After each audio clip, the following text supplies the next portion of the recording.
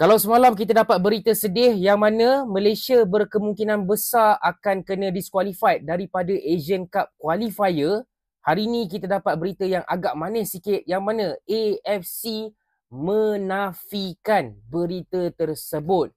AFC kata berita tu palsu, berita tu hoax, berita tu tak betul dan berita tu disebarkan oleh orang-orang yang bukan daripada negara Malaysia. Jom kita sembang sikit pasal berita ni. Sebelum tu, korang yang minat konten-konten bola sepak, tekan butang follow dekat sini. Dah tekan.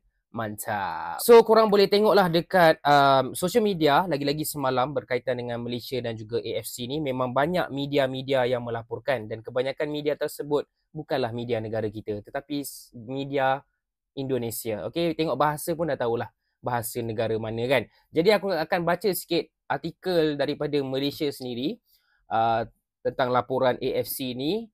AFC dismisses reports of Malaysia sanction, say no decision taken pending CAS review.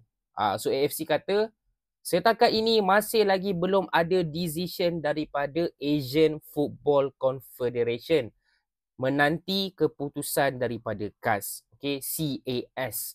Macam yang kita tahu, Malaysia ada buat permohonan CAS tu kan. So, AFC has rejected recent online claims. Okay, dan dia siap mention news, siapa yang start dulu news ni. A report by a news portal, Sea Asia Gold, claim that 100% Malaysia would face sanctions, including 0-3 forfeits. Sea Asia Gold ni, kalau korang tak tahu, korang boleh cari dekat social media jugalah, dekat Instagram ada. Sea Asia Gold ni memang bagus dalam menyampaikan berita-berita sukan dalam Asia Tenggara, tapi berita yang semalam tu tak betul lah. Dan Sea Asia Gold ni sebenarnya orang Indonesia. Kita semua tahu benda tu. Walaupun gaya macam neutral, tapi kita semua tahu Sea Asia Gold ni dia punya admin adalah tim Indonesia. So dekat sini Datuk Seri Winston Paul John label the report as fake news. So ini adalah gambar daripada Sea Asia Gold ni semalam. Just info from someone in the AFC. Dia kata dapat info daripada someone. Someone tu tak tahulah siapa. Mungkin Sea Asia Gold boleh clarify dekat sini. Someone tu siapa? Sebab orang dalam AFC sendiri cakap berita ni tak betul. Jadi someone dalam AFC tu siapa?